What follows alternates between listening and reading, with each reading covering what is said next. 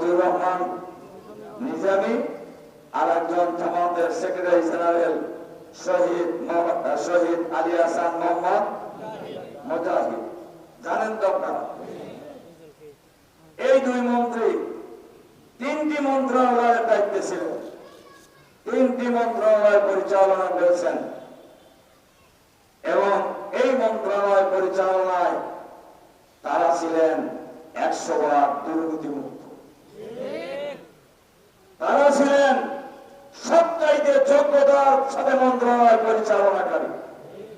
একদিকে দুর্নীতিমুক্ত, অপরদিকে হলেন যোগ্য। আমার কথা কি আপনারা বুঝতে পারছেন? তখন থেকেই কিন্তু আমাদের প্রতিবেশী রাষ্ট্র মধ্যে অস্থিরতা দেখা দিয়েছে।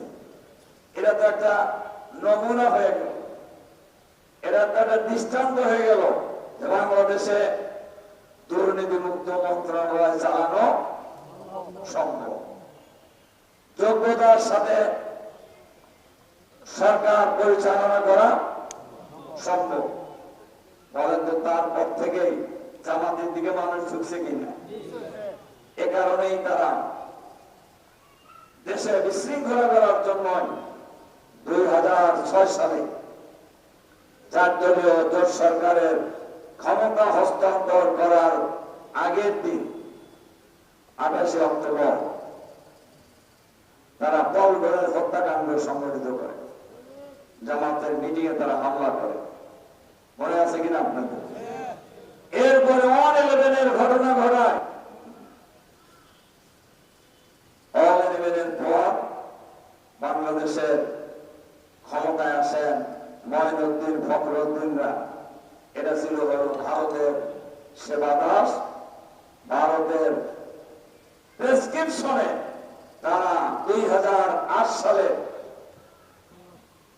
নির্বাচনে 2/3-এরও বেশি মেজরিটি দিয়ে নির্বাচনের নামে তারা জাল ভোট, ব্যালট পেপার, রেজাল্ট শিট পরিবর্তন করে তারা ক্ষমতায় আসে।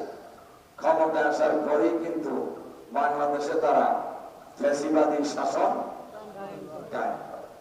ফ্যাসিবাদী শাসন কায়েম করার জন্য তারা প্রথমেই টার্গেট করে বাংলাদেশের সবচেয়ে বড় ইসলামী শক্তি জামাত শিবির, এবং এই কারণেই জামাত ইসলামের নেতৃবৃন্দের বিরুদ্ধে অন্যায়, মিথ্যা, ষড়যন্ত্রমূলক মামলা দায়ের করে তাদেরকে ফাঁসি দিয়ে হত্যা করে।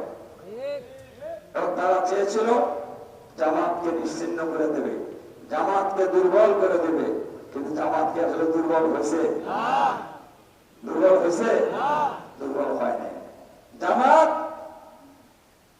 যখন তারা আমাদের নেতাদেরকে ফাঁসি দিয়েছে, তখন জামাত শক্তিশালী বেশি ছিল না এখন বেশি? এখন তো বাংলাদেশে সর্বত্র